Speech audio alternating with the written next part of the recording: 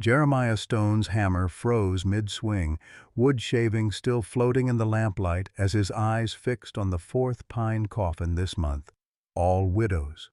All accidents. This wasn't coincidence, it was a pattern. Old Pete stumbled backward from the workshop doorway, his weathered face draining white as understanding hit. "Sweet, merciful Lord," he whispered, his walking stick clattering to the floor. The sound echoed through the empty space like a death knell. Sarah's drawing lay crumpled beside the coffin, a family of 5 holding hands under a rainbow, our new mama, scrawled in childish letters beneath a woman with kind eyes. Yesterday, his 8-year-old daughter had been so hopeful. Today, that same hope might get them all killed. "Lock the children inside," Jeremiah commanded himself, though his hands trembled against the hammer's worn handle. Who was choosing Prairie View's widows to die? And how many hours did the new school teacher have left before someone built her coffin too? Leave a like and share your thoughts in the comments along with the city you're watching from now. Let's continue with the story. 9 months had passed since Mary Elizabeth Stone drew her last breath, and Jeremiah still couldn't bring himself to move her rocking chair from beside the kitchen window. The September morning light filtered through glass she'd cleaned for the last time, casting familiar shadows across a table that felt too large for the 4 souls who remained. "Daddy, Ruth won't stop crying again," 8-year-old Sarah announced, her small arms struggling to support her 10-month-old sister. Dark circles rimmed the child's eyes, too much responsibility for someone who should be worried about arithmetic and friendship, not feeding schedules and diaper changes. 6-year-old Caleb sat cross-legged on the floor, methodically tearing pages from his primer. "When's Mama comin' back?" he asked for the 100th time, his innocent question cutting deeper than any blade. "Tommy's mama came back from visiting Grandmama." "Why can't our mama come back from heaven?" Jeremiah knelt beside his son, gathering the torn pages with hands that still bore calluses from building Mary's coffin. "Son, we've talked about this. Mama can't come back, but she's watching over us." "That's what you said yesterday and the day before," Caleb's voice cracked. "But I still can't see her." The farm that had once hummed with Mary's laughter now felt like a tomb. Breakfast consisted of burnt biscuits and watery coffee, laundry piled in corners like accusations of his inadequacy. The vegetable garden Mary had tended with such care withered under his neglect. He simply couldn't manage crops, carpentry work, and 3 grieving children. Financial ruin crept closer each day. The banknote tucked behind the sugar tin demanded $847 by Christmas. Dr. Patterson's bill for Mary's final weeks added another $230. The medicine that hadn't saved her cost $156 more. Without Mary's steady hands helping with harvest, without her skill at preserving food for winter, the Stone family teetered on the edge of losing everything. Prairie View, Kansas, stretched endlessly in all directions. Golden wheat fields broken only by scattered homesteads and the town's single church spire. Population 340 souls, though that number seemed to be shrinking. Neighbor helped neighbor when times got hard. But lately, folks kept to themselves. Too many strange deaths. Too many questions without answers. Jeremiah set 2 coffee cups on the table each morning out of habit, then stared at the second cup until it grew cold. Mary had been his anchor, his compass, his reason for believing tomorrow might be better than today. Without her, he felt like a ship with no rudder in an endless storm. "Daddy?" Sarah's voice interrupted his brooding. "There's a lady coming up the path." "She's carrying something." Through the window, Jeremiah spotted a figure approaching on foot, unusual in these parts where distances demanded horses. The woman wore a simple brown dress and carried what appeared to be a cloth-wrapped bundle. As she drew closer, he could see she was young, maybe late 20s, with auburn hair escaping from beneath her bonnet. "Should I hide, Ruth?" Sarah asked, instinctively protective. "No, sweetheart," Jeremiah replied, though something in his chest tightened. "Let's see what she wants." The woman's knock came soft but deliberate, 3 gentle raps that somehow conveyed both politeness and urgency. Jeremiah wiped his hands on his work apron before opening the door, Sarah clutching baby Ruth behind him like a small fortress of protectiveness. "Good morning," the stranger said, her voice carrying the refined cadence of Eastern education. "I'm Rebecca Whitman, the new school teacher. I've brought some fresh bread as an introduction." She held up the cloth-wrapped bundle, and the warm scent of yeast and honey drifted between them.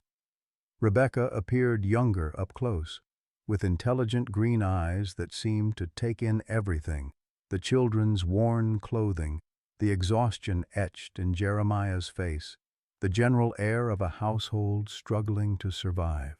Her dress was simple but well made, speaking of modest means but careful attention to appearance. "That's very kind of you, Miss Whitman," Jeremiah replied, his natural courtesy warring with surprise. "Please come in." "Children, say hello to your new teacher." Sarah stepped forward with the grave dignity of a child forced to grow up too quickly. "Hello, Miss Whitman. I'm Sarah, and this is Ruth." She adjusted the baby's position with practiced ease. "Caleb's hiding under the table, but he'll come out when he's ready." Rebecca's expression softened as she entered the kitchen. "What a beautiful name, Ruth. And Sarah, what lovely manners you have." She set the bread on the table with careful reverence, as if it were something precious rather than simple flour and water. As she unwrapped the loaf, a small piece of paper fluttered to the floor. Rebecca bent quickly to retrieve it, but not before Jeremiah caught a glimpse of elegant handwriting and what appeared to be a man's name at the top. Her fingers trembled slightly as she tucked the paper into her pocket. "The bread smells wonderful," Jeremiah said, pretending not to notice her obvious nervousness. "It's been a while since we've had proper baking in this house." Baby Ruth, who had been fussing in Sarah's arms, suddenly quieted as Rebecca approached. The infant's blue eyes, so like Mary's, fixed on the stranger's face with surprising intensity. When Rebecca instinctively reached out, Ruth leaned toward her with complete trust. "May I?" Rebecca asked softly. Sarah hesitated only a moment before transferring her sister.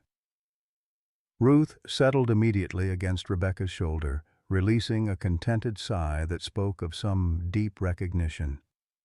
The transformation was remarkable, from fussy infant to peaceful child in mere seconds. "She never does that," Caleb announced, emerging from beneath the table with suspicious eyes. "Ruth don't like nobody but Sarah and sometimes Daddy." "Sometimes babies sense kindness," Rebecca replied, gently bouncing Ruth while scanning the kitchen with observant eyes. She noted the pile of unwashed dishes, the burnt pot on the stove, the general chaos of a man trying to manage alone. "Would you mind if I helped with breakfast while we talk?"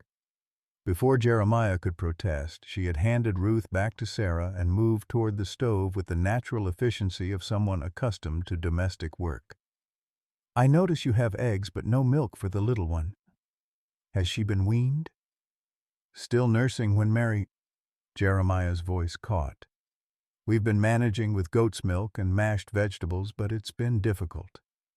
Rebecca nodded with understanding rather than pity. "I have some experience with infants. My sister had 3 children before—" She paused, her hands stilling over the egg basket. "Before I came west." As she prepared a proper breakfast, eggs scrambled with careful attention, the bread sliced and toasted, coffee that actually smelled drinkable, the children gravitated toward her like flowers seeking sunlight. Caleb crept closer to examine her techniques. Sarah offered to help set the table. Even Ruth seemed more settled in her presence. "Miss Whitman," Jeremiah began carefully, "forgive my asking, but what brings a lady of your evident education to Prairie View? We're not exactly a destination most people choose. Rebecca's hands paused in their work. I needed a fresh start, Mr. Stone. Sometimes a person requires distance from their past to build a proper future. Her voice carried undertones of pain, carefully controlled. I heard through the Territorial Education Board that Prairie View needed a teacher, and the position seemed suitable. The last teacher left rather suddenly, Jeremiah observed, watching her reaction. Middle of the night, some folks said, didn't even collect her final pay. Oh? Rebecca's voice remained steady, but Jeremiah noticed her grip tighten on the wooden spoon. How unfortunate. I hope she wasn't unwell? Depends on your definition of unwell, came a voice from the doorway. They turned to find Minister Ezekiel Crow filling the frame, his black coat and stern expression creating an imposing silhouette against the morning light. He removed his hat with elaborate courtesy, but his dark eyes remained fixed on Rebecca with uncomfortable intensity. Minister Crow, Jeremiah said, rising from his chair, what brings you by this morning? Neighborly concern, Brother Stone. The minister's voice carried the smooth authority of practiced sermon delivery.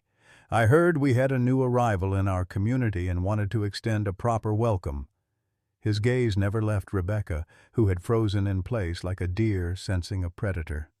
Minister Crow, this is Miss Rebecca Whitman, our new schoolteacher, Jeremiah said, noting the tension that had suddenly filled the room. Miss Whitman. The minister's tone held carefully controlled suspicion. How delightful to make your acquaintance. Tell me, from what part of the East do you hail? I have extensive correspondence with church leaders throughout the territories. Perhaps I know your previous pastor?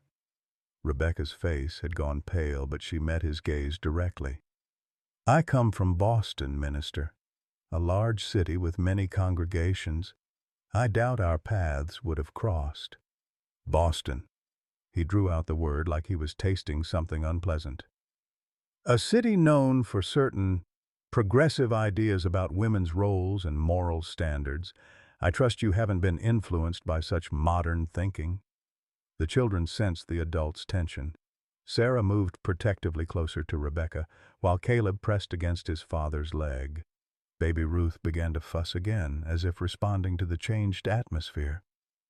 I believe in education, hard work, and Christian values, Rebecca replied carefully. Beyond that, I prefer to let my actions speak for my character. Minister Crow smiled, but the expression held no warmth. How wise! Actions do indeed reveal character, don't they? Sometimes they reveal more than we intend. He turned to Jeremiah. Brother Stone, I'll be holding a special prayer meeting this evening to discuss the spiritual welfare of our community. I do hope you'll attend, and perhaps Miss Whitman would benefit from our fellowship as well. I'll consider it, Jeremiah replied diplomatically, though something in the minister's manner set his teeth on edge. After the minister departed, Rebecca remained silent for several minutes, mechanically finishing breakfast preparations. When she finally spoke, her voice was barely above a whisper. Mr. Stone, I should probably leave. I don't want to bring trouble to your family. What kind of trouble? Jeremiah asked gently. Rebecca looked at the children, Sarah's trusting face, Caleb's curious eyes, Ruth reaching toward her with tiny fingers, and something in her expression crumbled. The kind that follows women like me wherever we go. That evening, as purple shadows stretched across the prairie and the children finally settled into uneasy sleep, Jeremiah found himself unable to concentrate on the ledger that demanded his attention. The numbers blurred together, debts and diminishing assets that painted an increasingly desperate picture. Rebecca had stayed through dinner, her presence transforming the chaotic household into something resembling a real home for the first time in months. She had departed just before sunset, but not before helping Sarah with her letters and showing Caleb how to properly hold a pencil. Most remarkably, Baby Ruth had fallen asleep in Rebecca's arms without the usual hour of crying that had become their nightly torment. The silence in the house now felt different, not the hollow emptiness of grief, but the peaceful quiet of a family at rest. Jeremiah was attempting to make sense of the feed bill when he noticed the cloth napkin Rebecca had used to wrap the bread, forgotten on the kitchen table. As he folded it carefully, intending to return it the next day, a piece of paper slipped free and drifted to the floor. The letter was written on expensive stationery in a masculine hand, the ink slightly smeared as if handled with nervous fingers. Despite his natural respect for privacy, the urgency in the opening lines drew his attention. "My dearest wife, I know you think yourself clever, staging that accident and disappearing like some phantom in the night. But a man doesn't lose his property so easily. I have contacts in every territory, and word has reached me of a school teacher matching your description in a place called Prairie View." Jeremiah's blood chilled as he read further. The letter detailed specific threats, descriptions of punishments awaiting Rebecca's return, and most chillingly, a promise to arrive by week's end to collect what belongs to me. It was signed with a flourish. "Your devoted husband, William Crane." The implications crashed over him like a prairie storm. Rebecca was a married woman, fleeing from an obviously dangerous situation. She had deceived them all. But the terror beneath her careful composure suddenly made perfect sense. No wonder she had seemed perpetually frightened, perpetually ready to run.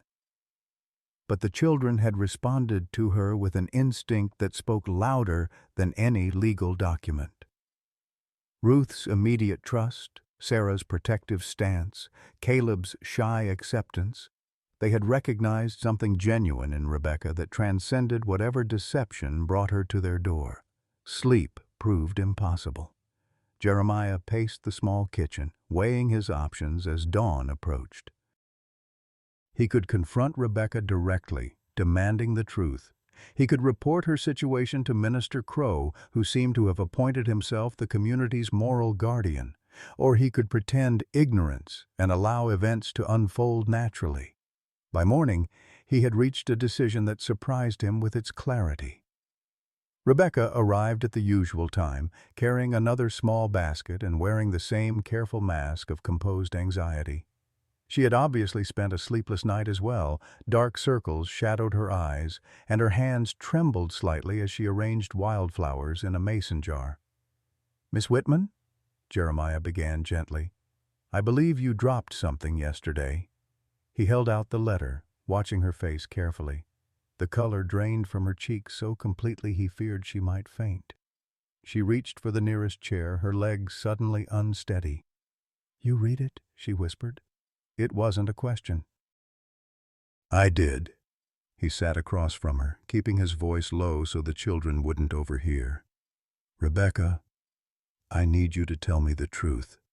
All of it." For a long moment, she stared at her hands folded in her lap. When she finally spoke, her voice carried the exhausted honesty of someone who had carried secrets too long alone. "My name is Rebecca Crane, though I was born Rebecca Whitman. I married William when I was 19. He was charming, successful, everything a young woman dreams of."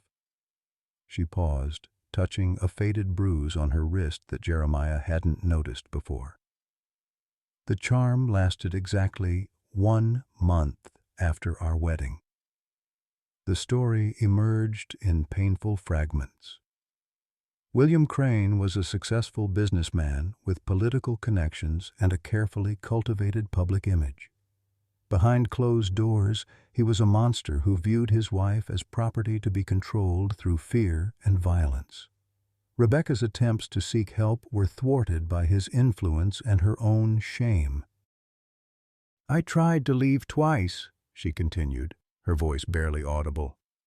"Each time, he found me within days. The punishment for running was severe. He made it clear that the third attempt would be my last." The fake accident had been planned for months, a staged drowning during a family outing, complete with torn clothing and planted witnesses. Rebecca had hidden along the riverbank until the search ended, then made her way west, using savings she had secretly accumulated over 2 years. "I never intended to deceive your family," she said, finally meeting his eyes. "But when I saw how the children responded to me, how much they needed," her voice broke. "I'm selfish, Mr. Stone. I wanted to pretend, just for a little while, that I could have a normal life." Jeremiah absorbed this revelation in silence, studying the young woman across from him. The terror he had sensed in her presence, the way she startled at unexpected sounds, the careful way she positioned herself near exits, everything suddenly made sense. "How long do we have?" he asked practically. "The letter was posted a week ago from Denver. If he's traveling by train and stage, perhaps 2 more days." She stood abruptly, gathering her skirts. "I should pack immediately. If I leave this morning, I can be in Colorado territory by—" "Sit down, Rebecca." Something in his tone stopped her mid-sentence. She sank back into the chair, confusion replacing panic in her expression. "I lost my wife 9 months ago," Jeremiah said quietly. "I've watched my children slowly dying inside from lack of the love only a mother can provide. Yesterday, for the first time since Mary's death, I heard Sarah laugh. Really laugh, the way children should. Ruth slept through the night without crying. Caleb asked to help with chores instead of hiding under furniture." He leaned forward, his weathered hands spread flat on the table between them. "You gave them something I couldn't. Hope. Peace. The feeling that tomorrow might be better than today. I'll be damned if I let some bully take that away from them. Mr. Stone, you don't understand. William is dangerous. He has money, connections, legal authority. And I have something more powerful than all of that," Jeremiah interrupted. "I have the truth, and I have neighbors who understand the difference between right and wrong. This is Kansas, Rebecca. We don't take kindly to men who hurt women, regardless of what papers they carry." Before she could protest further, the sound of approaching horses drew their attention to the window. Minister Crow was riding up the path, accompanied by 2 men Jeremiah didn't recognize, strangers in city clothes riding expensive horses. Rebecca went white as fresh snow. "He's here," she whispered. "William found me." Jeremiah stood, his hand instinctively moving toward the rifle mounted above the fireplace. Through the window, he could see the minister gesturing toward the house while speaking earnestly to the well-dressed strangers. One of them, a tall man with cold eyes and a perfectly groomed beard, smiled with the satisfaction of a predator who had cornered his prey. "Sarah," Jeremiah called calmly, "take Caleb and Ruth to the root cellar. Stay there until I come for you." "Daddy?" Sarah's voice carried the fearful uncertainty of a child who sensed adult danger. "Now, sweetheart. It's just a precaution." As the children disappeared through the kitchen's back door, Jeremiah turned to Rebecca, who sat frozen with terror. "We're going to face this together," he said firmly. "But first, I need you to tell me, is there anything else about William Crane I should know? Any reason he might have more influence than an ordinary businessman?" Rebecca's next words chilled him to the bone. "He's not just a businessman, Jeremiah. He's a federal marshal." The revelation that William Crane carried federal authority struck Jeremiah like a physical blow. A federal marshal could commandeer local law enforcement, override territorial jurisdiction, and legally reclaim his property, regardless of Rebecca's wishes or circumstances. The game had suddenly shifted from community pressure to federal law, and Jeremiah found himself facing an opponent with resources far beyond anything Prairie View could muster. "He uses his position to hunt women who try to escape," Rebecca whispered, her voice hollow with despair. "I wasn't his first wife, Jeremiah. There were 2 others before me. Both died in accidents, after attempting to leave him. The knock came before Jeremiah could respond. 3 sharp raps that carried the weight of official authority. Through the window, he could see Minister Crow standing slightly behind the 2 strangers, his expression mixing righteousness with barely concealed satisfaction. "Mr. Stone?" came a cultured voice from beyond the door. "Federal Marshal William Crane. I believe you have something that belongs to me." Jeremiah glanced at Rebecca, who had gone rigid with terror. Her breathing came in short, panicked gasps, and he realized she was on the verge of collapse. Moving quickly to her side, he placed a steadying hand on her shoulder. "Stay strong," he murmured. "We're not beaten yet." Opening the door, Jeremiah found himself face to face with a man who radiated controlled menace despite his polished appearance. William Crane stood tall and confident in an expensive suit, his badge prominently displayed on his vest. His companion, introduced as Deputy Marshal Harrison, carried a rifle with casual readiness. "Marshal Crane," Jeremiah acknowledged with deliberate neutrality. "What brings federal law enforcement to our small community?" "I'm here to collect my wife, who staged her own death and fled our home in violation of her marriage vows and federal law." Crane's voice remained pleasant, but his eyes promised violence. "I have witnesses who can identify her, and Minister Crow has confirmed her presence in your home." Minister Crow stepped forward with oily satisfaction. "Brother Stone, I tried to warn you about the spiritual danger of harboring a woman of questionable character. The Lord has revealed her true nature through Marshal Crane's arrival." "I see." Jeremiah remained in the doorway, blocking their view of the interior. "And what evidence do you have that this woman is your wife?" Crane's smile turned predatory. "Perhaps you'd like to see for yourself." He gestured toward Rebecca, who had somehow found the courage to appear beside Jeremiah despite her obvious terror. "Hello, darling. You've led me quite a chase." The transformation in Rebecca was immediate and heartbreaking. The confident woman who had brought joy back to his children shrank into herself, becoming small and frightened under her husband's gaze.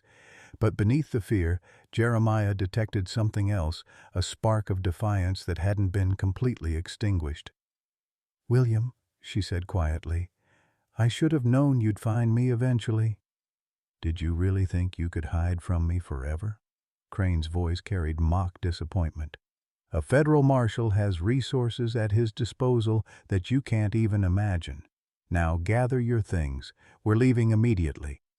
"Wait just a minute," Jeremiah interrupted, moving protectively in front of Rebecca. "Nobody's going anywhere until we sort this out properly. If you're truly a federal marshal, you'll understand the importance of due process." Crane's expression darkened. "Due process? Mr. Stone, I'm retrieving stolen property. My wife has no legal right to leave our marriage without my consent, and you have no authority to harbor a fugitive." "Fugitive from what crime?" Jeremiah pressed. "Last I checked, being unhappy in marriage wasn't a federal offense." "Fraud," Crane replied smoothly. "She staged her own death, collected insurance money, and fled with stolen funds. That makes her a federal criminal under my jurisdiction." The lie was delivered with such practiced confidence that Jeremiah almost believed it. But Rebecca's sharp intake of breath and the desperate shake of her head revealed the truth. This was another layer of William's web of control, designed to eliminate any legal recourse. Minister Crow nodded gravely. "The moral implications alone should concern every God-fearing person in this community. A woman who abandons her sacred vows brings corruption wherever she goes." "Interesting perspective, Minister," came a new voice from behind the group. They turned to find old Pete approaching with surprising speed for his 70-some years, accompanied by Dr. Patterson and 3 other prominent members of the community. Pete's weathered face showed none of his usual deference to authority. "Pete," Jeremiah acknowledged gratefully. "Gentlemen, heard we had visitors?" Pete said, his eyes taking in the scene with sharp intelligence. Federal marshals, is it? Well, now that's mighty interesting timing. Dr. Patterson stepped forward, his medical bag in hand. Marshal Crane, I presume? I'm Dr. Patterson, the local physician.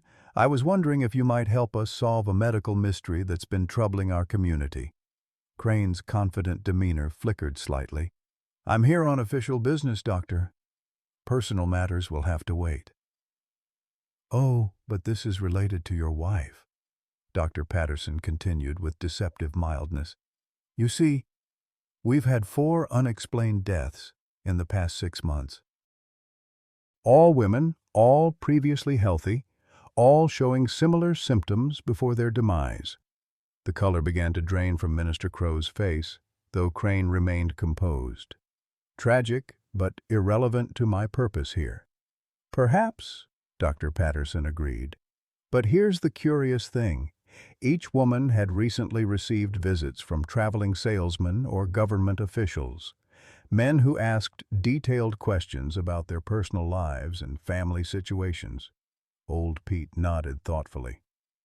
Come to think of it, Marshal, you bear a striking resemblance to a fellow who was asking questions about widow women just last month, claimed to be conducting a census.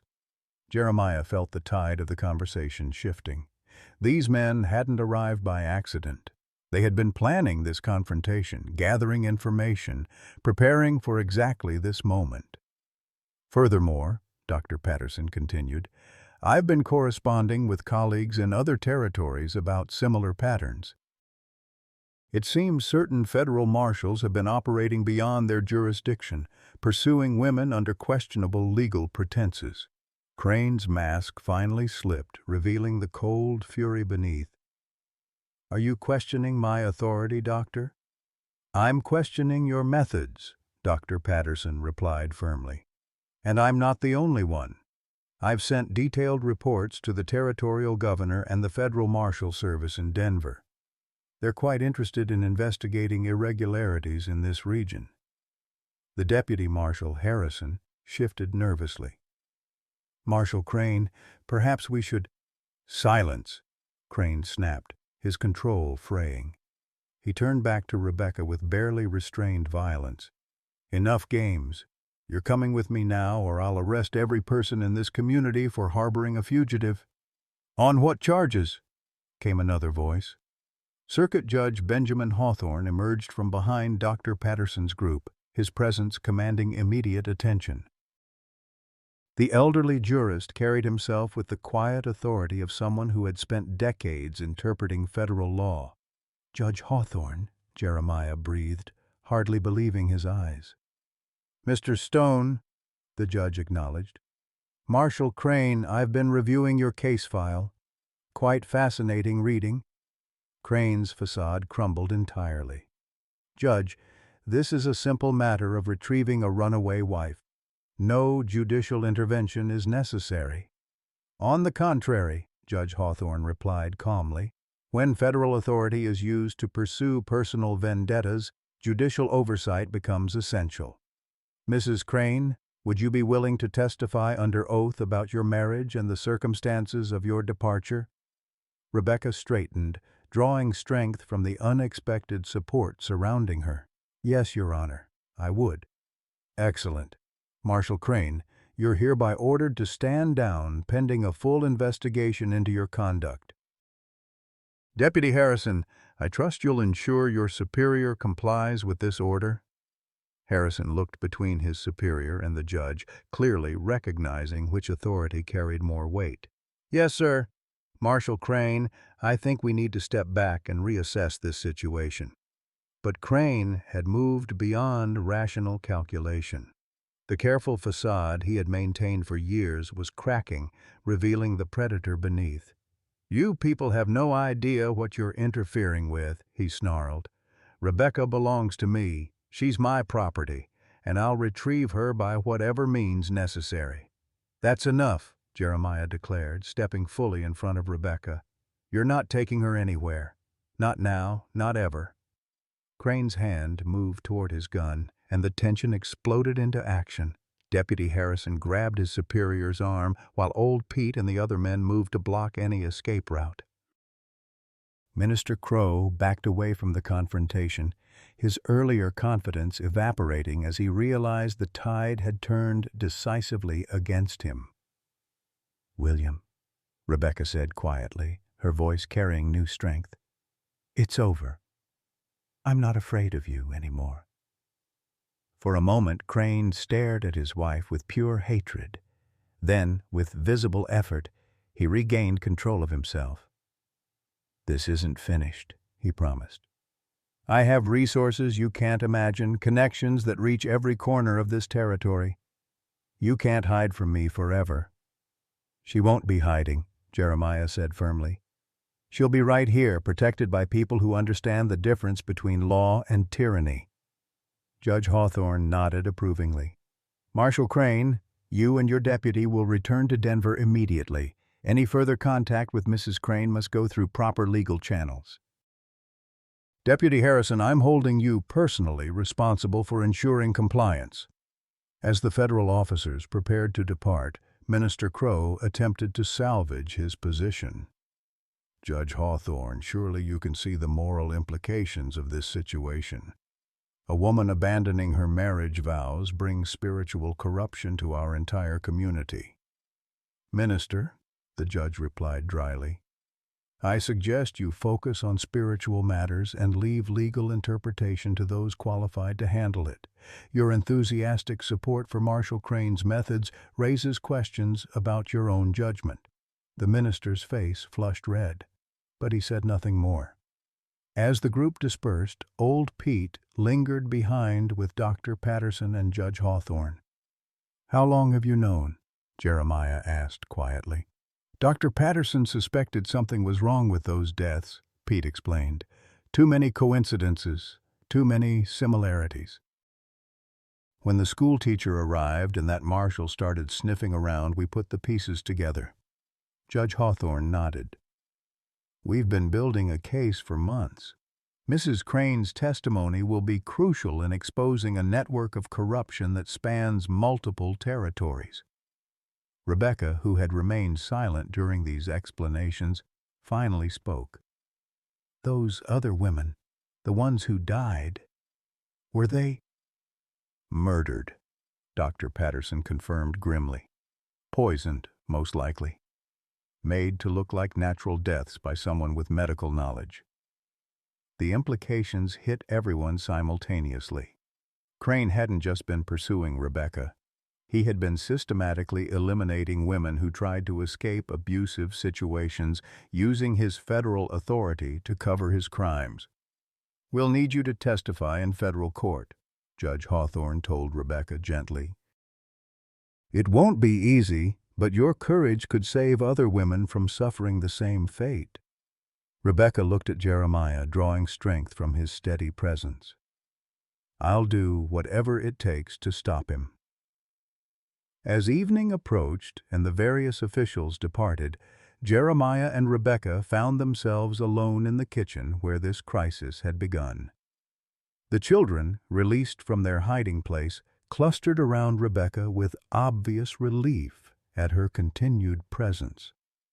"Daddy," Sarah said seriously, "is the bad man gone?" "For now, sweetheart," Jeremiah replied honestly. "But Miss Rebecca is safe, and we're going to make sure she stays that way." Caleb tugged on Rebecca's skirt. "Are you really going to stay with us?" Rebecca knelt to meet his eyes, her own bright with unshed tears. "If your father will have me, and if you children want me to stay, then yes. I'm not going anywhere." Baby Ruth, as if sensing the importance of the moment, reached out from Sarah's arms toward Rebecca with a happy gurgle. As Rebecca gathered the infant close, Jeremiah felt something settle in his chest, a sense of rightness that had been missing since Mary's death. The road ahead wouldn't be easy. There would be a trial, community gossip, and the challenge of building a new life from the ashes of the old. But for the first time in months, Jeremiah felt hope stirring in his heart. Rebecca had come to them carrying bread and bearing secrets. She was leaving with something far more precious, a family who would fight for her, protect her, and give her the love she had been denied for so long. Outside, the prairie wind whispered through the wheat fields, carrying with it the promise of better days ahead. 3 days after Marshal Crane's forced departure, an uneasy tension settled over Prairie View like morning fog. The community had rallied around Rebecca and Jeremiah in the moment of crisis, but whispers now circulated through the general store and church pews. Some questioned whether harboring a runaway wife brought divine judgment upon their town. Others wondered if they had made powerful enemies by defying federal authority. Jeremiah sensed the shifting mood as he conducted his carpentry business. Orders that should have come naturally after harvest season remained scarce. Former neighbors avoided eye contact in town, and Minister Crow's sermons had taken on increasingly dire warnings about the consequences of harboring agents of corruption. Rebecca felt the change most acutely. Parents began arriving early to collect their children from school, cutting short her lessons with polite but cold efficiency. 3 families formally requested their children be transferred to the next district's schoolhouse, claiming concerns about moral influence. The school board, which had initially supported her, now met in hushed conferences that excluded her entirely. "Perhaps I should leave," Rebecca suggested one evening as they sat on the porch watching the children play in the yard. "I never wanted to bring trouble to your family or this community." "Running away didn't solve your problems before," Jeremiah replied gently. "It won't solve them now. Besides, the children have already lost one mother. I won't let them lose another to fear and prejudice." Sarah, who had been eavesdropping from her perch on the porch steps, looked up with fierce determination beyond her 8 years. "Miss Rebecca can't leave, Daddy. Who would teach Caleb his letters? Who would make Ruth stop crying at night?" The question proved prophetic. That same evening, baby Ruth developed a fever that sent her into inconsolable crying fits. Rebecca worked through the night, applying cool cloths and monitoring the infant's condition with the skill of someone who had tended sick children before. By dawn, the crisis had passed, but the experience reinforced what everyone already knew. Rebecca had become essential to their family's survival. The real test came Sunday morning when Minister Crow delivered what he clearly intended as his final word on the matter. His sermon, titled "Purging the Wicked from Among Us," drew its text from Deuteronomy and painted vivid pictures of divine wrath falling upon communities that sheltered sin. "The Lord is clear in his commands," Crow thundered from the pulpit, his dark eyes sweeping the congregation until they fixed on Rebecca and Jeremiah's family. "We must not allow strange women to bring corruption into our midst. The very presence of such sin invites calamity upon the righteous." The congregation stirred uncomfortably, many stealing glances at Rebecca, who sat with perfect composure despite the obvious attack. Sarah pressed closer to her side, while Caleb fidgeted with anger he was too young to understand. Jeremiah felt his own temper rising, but Rebecca's calm hand on his arm counseled patience. "Recent events have shown us the danger of defying God's clear ordinances," the minister continued, his voice rising with practiced fervor. "When we harbor those who have abandoned their sacred vows, when we protect those who flee from rightful authority, we invite divine judgment upon our entire community." Old Pete, sitting in his customary front pew, cleared his throat loudly. "Seems to me the good book has plenty to say about protecting widows and orphans too, preacher, and about welcoming strangers." "The Bible also commands wives to submit to their husbands," Crow shot back. "It warns against false compassion that enables wickedness." Dr. Patterson stood slowly, his medical bag at his feet. "Minister, I've been thinking about those women who died recently, the ones you mentioned in your prayers as having been called home by the Lord. Funny thing about death certificates, they tell interesting stories when you know how to read them." The temperature in the room seemed to drop 10 degrees. Minister Crow's face flushed, but he maintained his composure. "Dr. Patterson, this is hardly the place for medical discussions." "On the contrary," the doctor replied, his voice carrying the authority of scientific certainty. "I think the congregation has a right to know about the pattern I've discovered.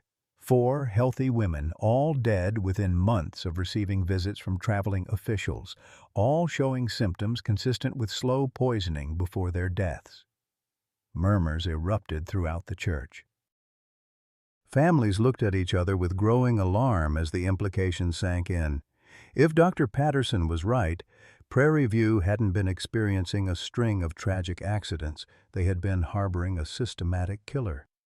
Judge Hawthorne, who had remained in town specifically for this moment, rose from the back pew. "Dr. Patterson, are you prepared to swear to these findings under oath?" "I am, Your Honor. In fact, I've already forwarded my complete analysis to the Territorial Medical Examiner and the Federal Marshal Service in Denver." Minister Crow's carefully constructed facade began to crack. "This is outrageous.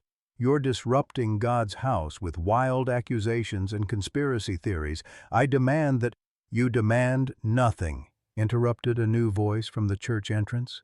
Federal Marshal James McNeil strode down the aisle with the confident bearing of legitimate authority. Unlike William Crane's polished menace, McNeil projected competence and integrity. Behind him came 2 deputies and, surprisingly, Deputy Marshal Harrison, the same man who had accompanied Crane 3 days earlier. "Ladies and gentlemen," McNeil announced, "I apologize for interrupting your worship service, but urgent business requires my attention." His gaze fixed on Minister Crow with unmistakable intent. "Ezekiel Crow, you're under arrest for conspiracy to commit murder, accessory to kidnapping, and conspiracy to violate federal civil rights laws." The church erupted in shocked exclamations. Several women screamed and men jumped to their feet in confusion. Minister Crow stood frozen behind his pulpit, his face cycling through disbelief, rage, and desperate calculation.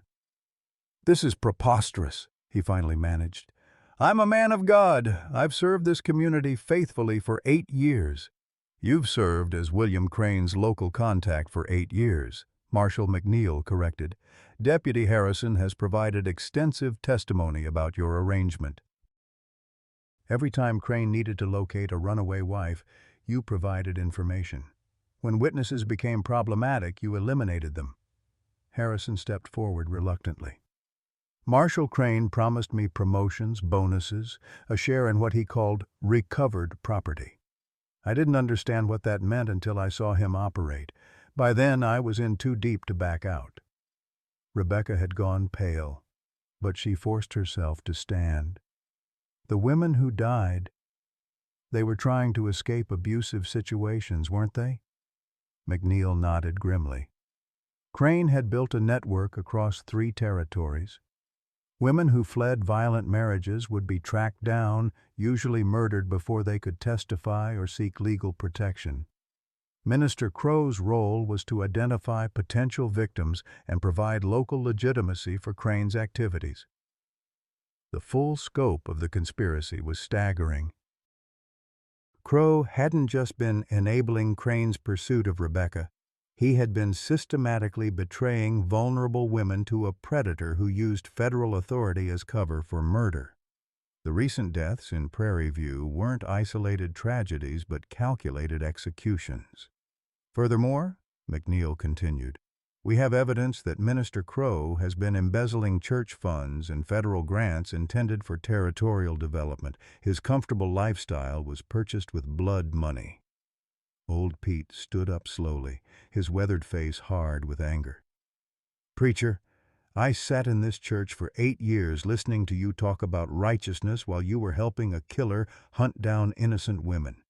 You prayed over their graves knowing you helped put them there." "You don't understand," Crow protested desperately. "Those women were sinners. They had abandoned their sacred vows, corrupted the natural order. I was serving God's justice." "You were serving your own greed, Doctor," Patterson said coldly. "I have the poison bottles hidden in your study, Ezekiel, arsenic compounds designed to mimic natural illness. You murdered those women slowly, making them suffer before they died. The congregation had fallen into stunned silence as the full horror of the revelations sank in. They had trusted this man with their spiritual guidance, confessed their sins to him, allowed him to baptize their children and marry their young people. The betrayal cut deeper than any physical wound. Rebecca found her voice, standing tall despite the trauma of learning how close she had come to death. "How many others?" she asked quietly. "How many women across the territories?" "We're still investigating," McNeil admitted, "but preliminary evidence suggests at least 40 deaths over the past 5 years. Crane and his network have been operating with impunity, using religious and legal authority to silence anyone who might expose them. As deputies moved to arrest Minister Crow, he made one final desperate attempt to manipulate the congregation. "You fools! You're destroying your own community. Without my guidance, without proper moral authority, this town will fall into chaos and sin." "We'll take our chances," old Pete replied firmly. "Seems to me we've had enough of your kind of guidance." The arrest proceeded without further resistance, though Crow continued to rant about divine judgment and moral corruption as he was led away in shackles. The congregation remained in the church long after the officials departed, struggling to process the revelations that had shattered their assumptions about their community and their faith. Dr. Patterson eventually stood to address the shocked gathering. "Friends, what we've learned today is horrifying, but it also offers hope. The real killers have been caught. The women who died can finally have justice. And we've learned that our instincts about protecting the innocent were correct, even when they conflicted with claimed authority." Judge Hawthorne nodded approvingly. "This community showed remarkable courage in standing up to federal overreach and religious corruption. You trusted your hearts over false authority, and that trust helped expose a conspiracy that might have continued for years." Rebecca stepped forward, her voice steady despite the emotional weight of the moment. "I want to thank everyone who protected my family and me. You risked your own safety to defend strangers, and that kind of courage gives me hope for the future." Jeremiah joined her, placing a protective arm around her shoulders. "Rebecca isn't just a stranger anymore. She's part of our community, part of our family." What happened here proves that Prairie View stands together when it matters most. The congregation began to stir, families gathering their children and beginning to process the dramatic changes in their community. But the mood was shifting from shock toward something that might eventually become healing. Sarah tugged on Rebecca's skirt, her 8-year-old wisdom cutting through the adult complexity. "Miss Rebecca, does this mean the bad men can't hurt you anymore?" Rebecca knelt to meet the child's eyes, her own bright with tears she finally allowed to fall. "It means we're safe, sweetheart. All of us. We're finally safe." As the family walked home across the prairie under the vast Kansas sky, Jeremiah reflected on the extraordinary events that had brought them to this moment. 3 weeks ago, he had been a desperate widower struggling to raise 3 children alone. Today, he was part of a family that had survived conspiracy, betrayal, and attempted murder. The bread Rebecca had carried to their door had been more than a simple gift. It had been the beginning of a transformation that touched every life in Prairie View. Her courage in the face of danger, her gentle care for his children, and her refusal to let fear dictate her choices had inspired an entire community to stand up against corruption and evil. The road ahead would still present challenges. There would be trials to attend, testimony to give, and a community to rebuild without the false moral authority that had guided them for 8 years. But for the first time since Mary's death, Jeremiah felt genuinely optimistic about the future. Baby Ruth gurgled happily in Rebecca's arms as they approached their home, while Sarah and Caleb ran ahead to chase fireflies in the gathering dusk. The simple domestic scene felt like a miracle after the day's revelations.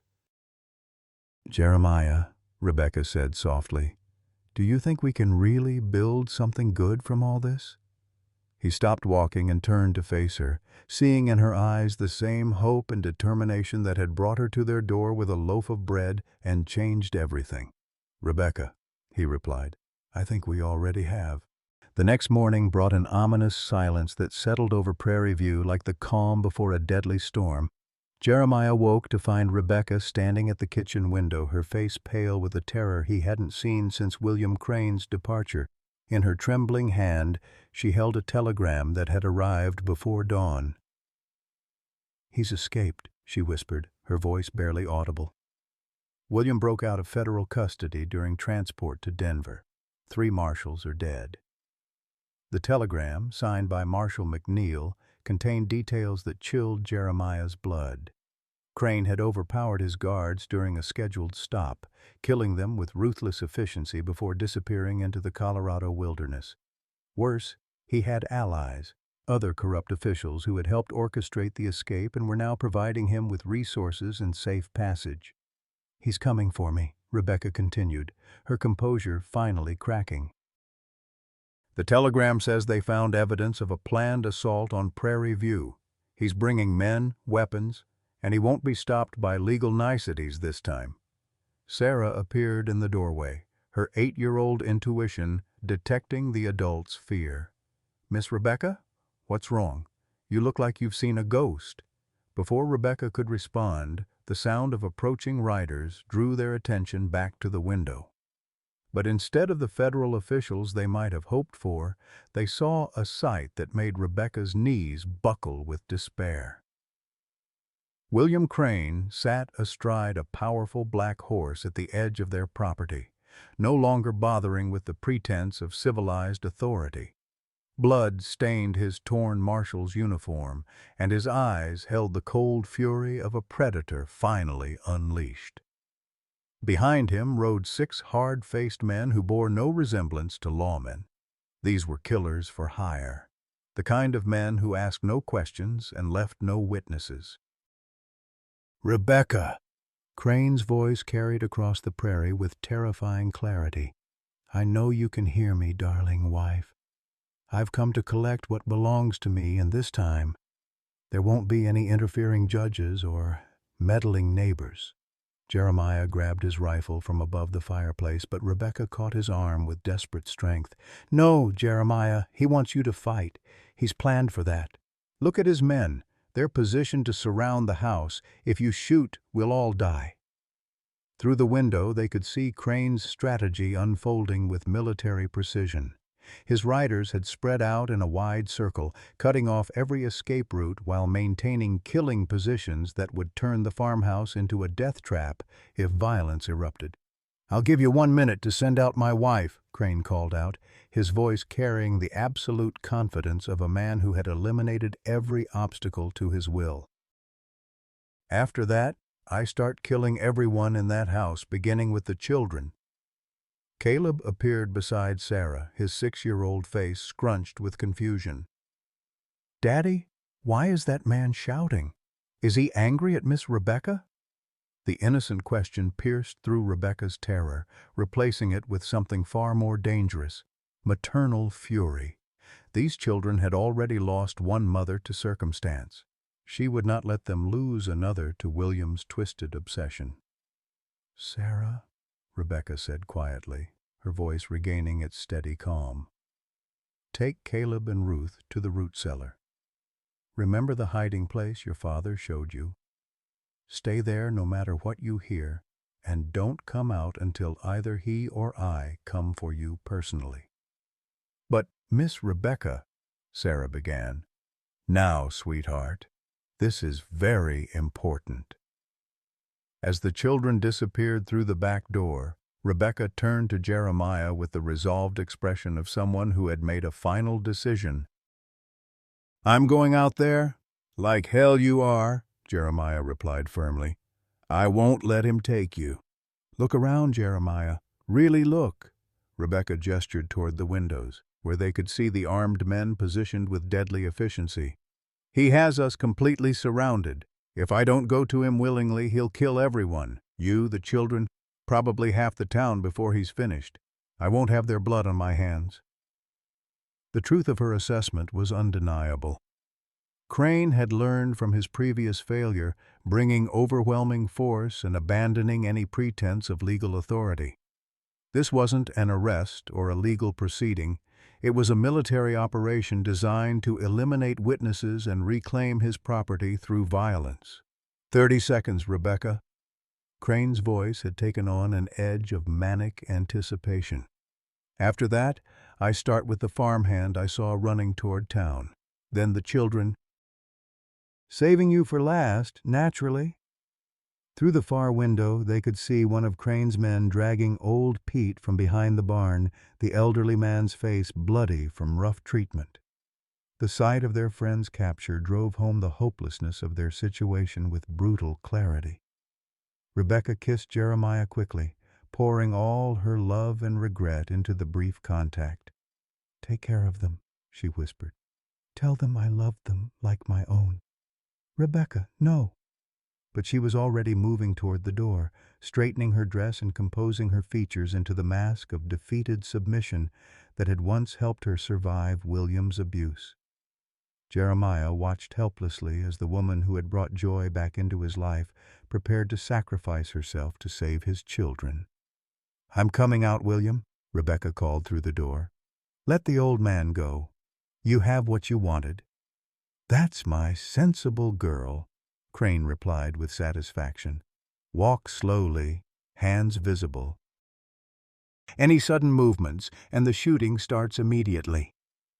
Rebecca stepped onto the porch, and Jeremiah felt his heart shatter as he watched her transformation. The confident woman who had faced down Minister Crow and federal corruption became small and beaten under her husband's triumphant gaze.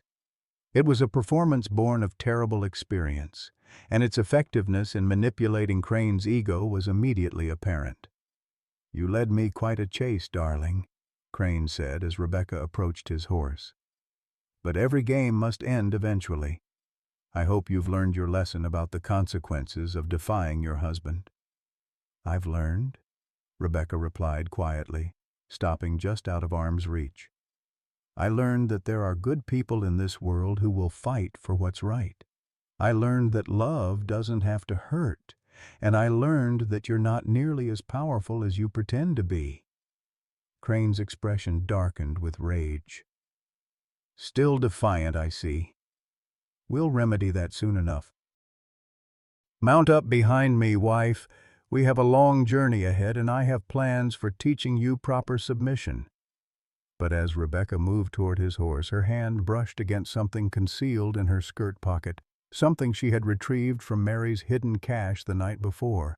Dr. Patterson had identified it as a fast-acting poison, probably meant for Minister Crow's own use. Rebecca had taken it as insurance, never intending to use it until this moment of absolute desperation. "Before we go," she said, looking up at William with the expression of a broken woman seeking one last mercy, "could I have some water? I'm quite faint from fear." Crane laughed with cruel satisfaction. "Of course, darling. Can't have you collapsing before we reach our destination." He handed her his canteen, the same one he had used to drug captured women during previous hunts. Rebecca accepted the canteen with trembling hands, but instead of drinking, she quietly added the poison powder while pretending to struggle with the cap. Then, with the acting ability born of years surviving William's manipulation, she handed it back with apparent frustration. "I can't seem to open it," she said helplessly. "Could you help me?"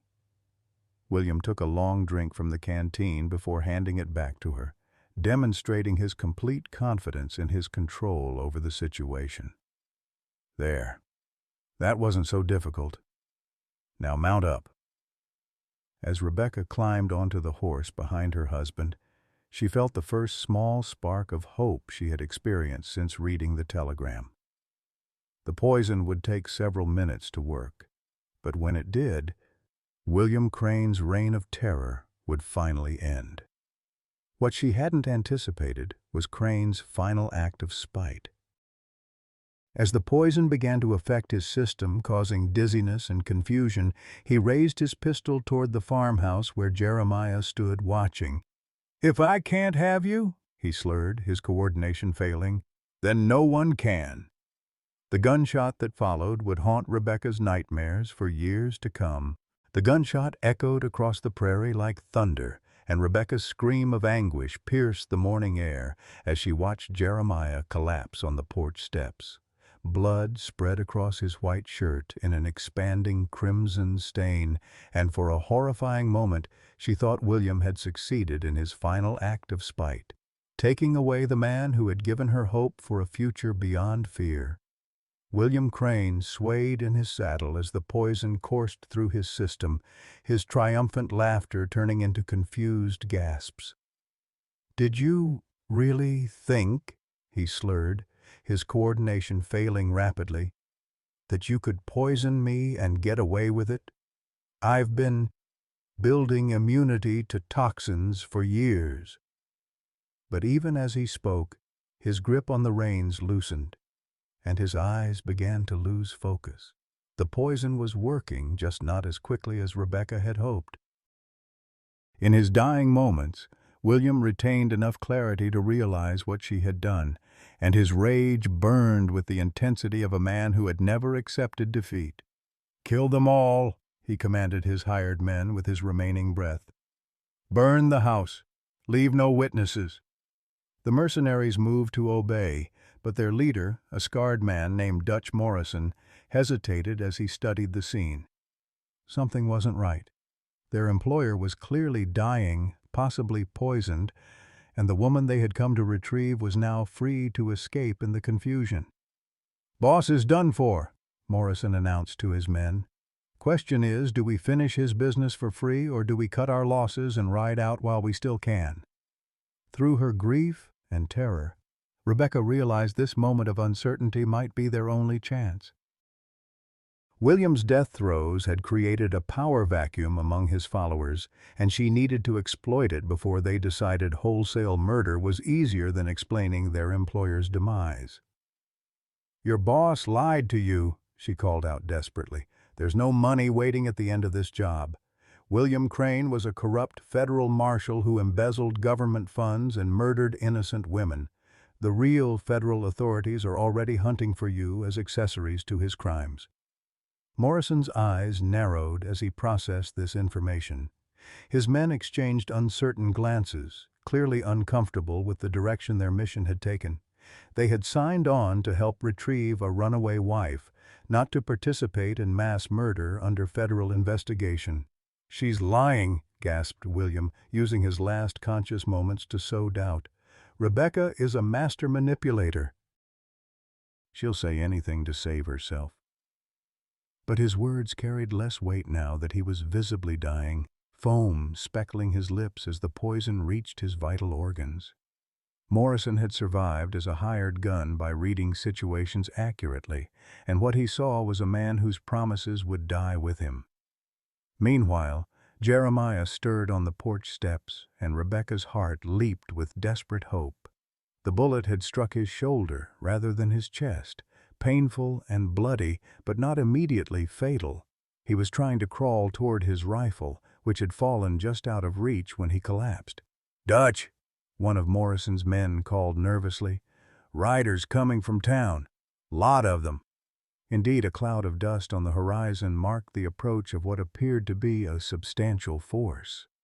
Old Pete's capture had not gone unnoticed, and the people of Prairie View were rallying to defend their own, led by Dr. Patterson and Judge Hawthorne. Nearly 30 armed men were converging on the stone farm with the grim determination of a community that had already lost too much to corruption and violence. Morrison calculated quickly. His employer was dying. Federal authorities were investigating. Local law enforcement was approaching in force, and the job had devolved from simple retrieval to mass murder. The risk-to-profit ratio had shifted decisively against continuing.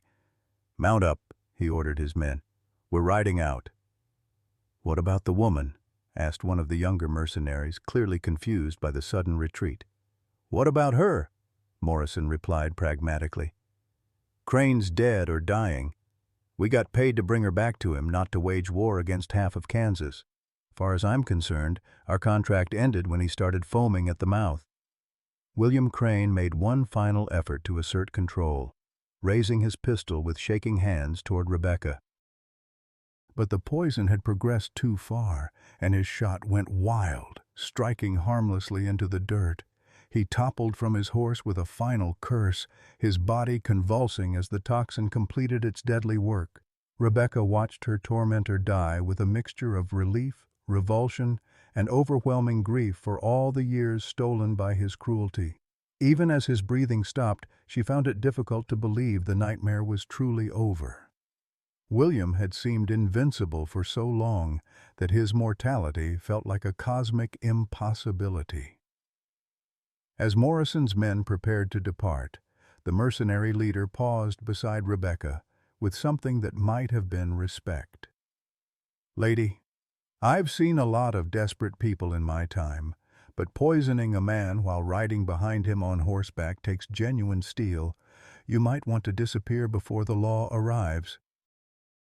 Killing a federal marshal, even a corrupt one, raises complicated questions. But Rebecca was already running toward the porch where Jeremiah lay bleeding, her decision made without hesitation. She had spent too many years running from her problems. This time, she would face whatever consequences arose from her actions. "Jeremiah!" she cried, dropping to her knees beside him and pressing her hands against his shoulder wound to slow the bleeding. "Stay with me. Please, stay with me." His eyes fluttered open, focusing on her face with difficulty. "The children," he whispered. "Are they safe?" "They're safe," Rebecca assured him, tears streaming down her cheeks. "William is dead. It's over." As the riders from town arrived in a thunder of hoofbeats and dust, Dr. Patterson immediately dismounted and rushed to examine Jeremiah's wound. Judge Hawthorne surveyed the scene with the practiced eye of someone accustomed to violent aftermath. William Crane's body, the departing mercenaries, and the blood-soaked woman desperately trying to save the man she loved.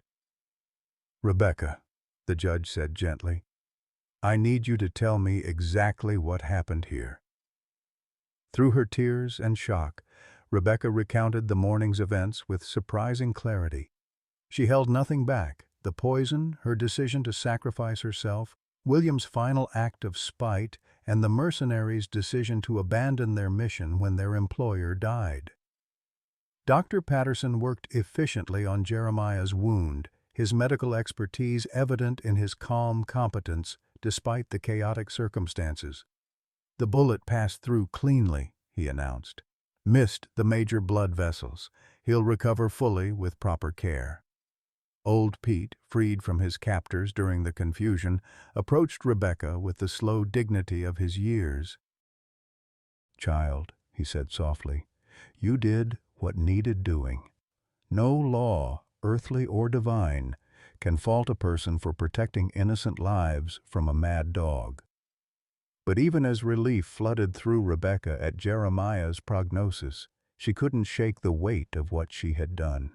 Taking a life, even in defense of others, left marks on the soul that time might heal, but never erase. She had become someone she never intended to be, a killer, regardless of the justification. Judge Hawthorne seemed to understand her internal struggle. "Mrs. Crane," he said formally, "based on the evidence and testimony available, I'm ruling William Crane's death to be justifiable homicide in defense of innocent lives. You acted to protect not only yourself, but multiple potential victims of a known killer. No charges will be filed."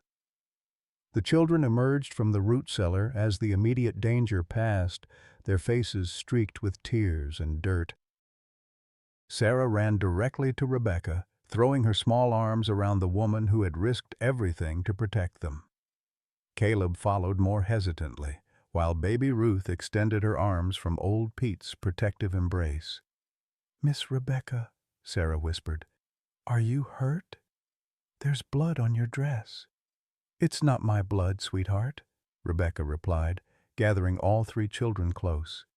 "And the bad man can never hurt any of us again." As Dr. Patterson supervised moving Jeremiah into the house for proper treatment, Rebecca found herself overwhelmed by the support surrounding them.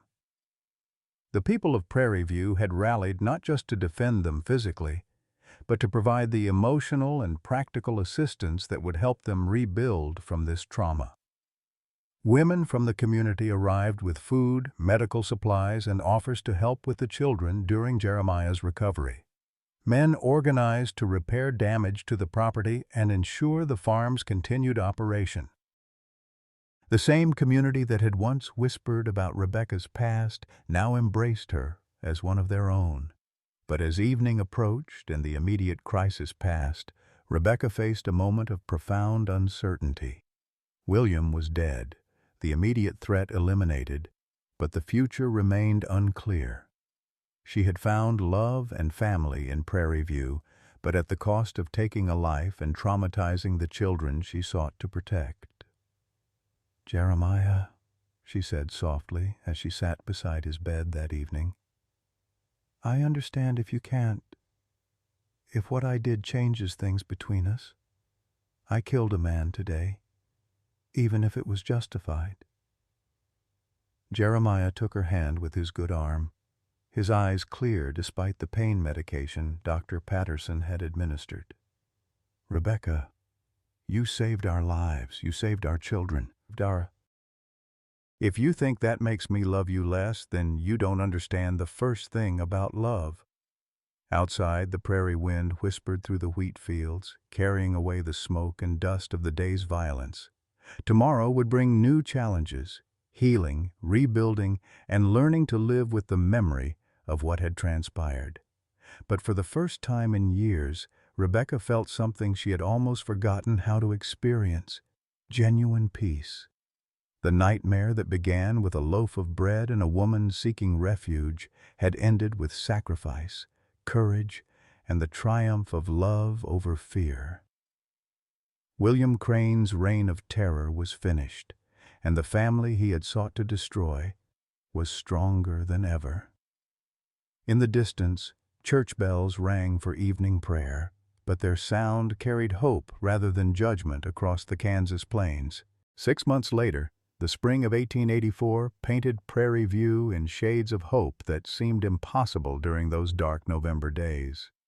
Jeremiah's shoulder had healed completely, though he still favored it during heavy lifting. More importantly, the emotional wounds that had scarred their makeshift family were slowly mending under the gentle persistence of love and time. The wedding took place on a perfect April morning, with wildflowers carpeting the prairie, and the entire community gathered to witness the union of two souls who had found each other through tragedy and triumph. Rebecca wore a simple blue dress that matched her eyes, her auburn hair crowned with daisies that Sarah had insisted on picking herself that very morning. "Dearly beloved," began the new minister, a gentleman from Topeka who preached love rather than judgment, "we are gathered here today to celebrate not just the joining of two hearts, but the creation of a family built on courage, sacrifice, and unshakable faith in each other." Jeremiah stood at the altar with tears in his eyes, watching the woman who had walked into his life with a loaf of bread become his wife before God and community. Her hand trembled slightly in his, but her voice rang clear and strong as she spoke her vows. "I promise to love you not despite our struggles, but because of how they've shown me your true heart," Rebecca said, her words carrying across the assembled crowd. "I promise to be a mother to your children as if they were born from my own body, and to never let fear drive me away from the home we've built together." Sarah served as flower girl with the serious dignity she brought to all important tasks, while Caleb carried the rings with only minimal fidgeting. Baby Ruth, now walking steadily and babbling constantly, clapped her hands with delight from old Pete's arms, somehow understanding that this was a celebration worth celebrating. The community that had once whispered about Rebecca's presence now cheered enthusiastically as the couple kissed, sealing their union with the blessing of people who had learned the difference between true righteousness and the false piety that had once led them astray. The reception unfolded in the churchyard with food contributed by every family in the district. Tables groaned under the weight of fried chicken, fresh bread, preserved fruits, and pies that represented the collective cooking skills of 3 counties. Children ran between the adults' legs while fiddle music provided a soundtrack for dancing that continued well into the evening. Dr. Patterson raised a toast as the sun began to set over the endless Kansas horizon. To Jeremiah and Rebecca Stone, may your love continue to remind us all that the best families are not just born, but chosen, fought for, and defended with everything we have. As the festivities wound down and neighbors began the journey back to their own farms, Rebecca found herself standing in the same kitchen where she had first offered bread to a grieving widower and his struggling children. Everything had changed, yet the essential warmth of the space remained constant. "Mrs. Stone," Jeremiah said softly, testing the sound of her new name. "How does it feel to be an official member of this chaotic household?" "Like coming home," Rebecca replied simply, then placed his hand gently on her still flat stomach. "And speaking of expanding the household," Jeremiah's eyes widened with wonder and joy. "Are you certain? Dr. Patterson confirmed it yesterday. The baby should arrive just after Christmas." She smiled at his expression of delighted shock. "I wanted to be sure before I told you, but I couldn't wait any longer to share the news." The children, who had been eavesdropping from the doorway with the shameless curiosity of their ages, erupted in excited chatter. Sarah immediately began planning how to rearrange their sleeping arrangements, while Caleb demanded to know if the baby would be a boy or girl. Ruth clapped her hands and shouted, "Baby!" with infectious enthusiasm. That evening, as they tucked the children into bed and prepared for their first night as a married couple, Rebecca reflected on the extraordinary journey that had brought them to this moment. The woman who had arrived in Prairie View with nothing but bread and a desperate hope for safety was now surrounded by a love so complete it seemed to fill every corner of their modest home. "Thank you," she whispered to Jeremiah as they stood together on the porch, watching stars emerge in the vast prairie sky. "For what?" "For seeing past my fear to the person I could become. For giving me a family when I thought I'd lost the right to one forever. For showing me that love doesn't have to hurt."